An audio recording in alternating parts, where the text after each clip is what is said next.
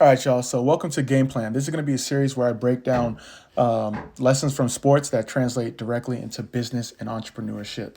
So, I get a lot of questions like, what was your transition like? As an athlete, I can only talk about my sports career and it doesn't really translate to work experience. And I'm going to tell you right now that's false.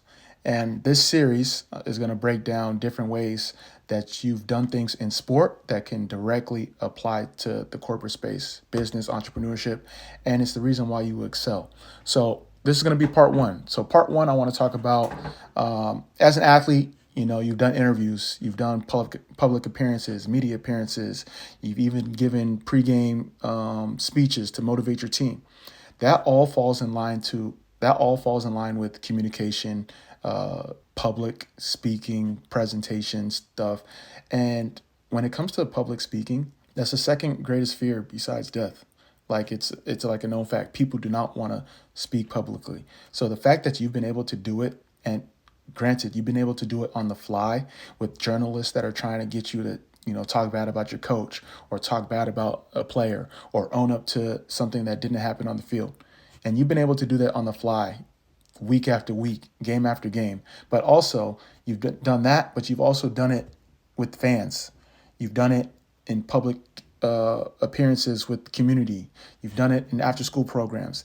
These are things that you can take into the workforce or you can take into your own venture and have the confidence to eloquently state your case.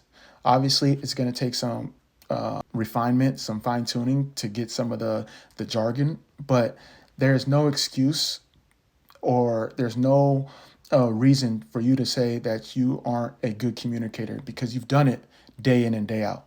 So that's just one instance. This is going to be an ongoing series, but when it comes to things that you've done, interviews, media appearances, public appearances, pep talks, even just knowing how to talk to your coach, like asking for more playing time.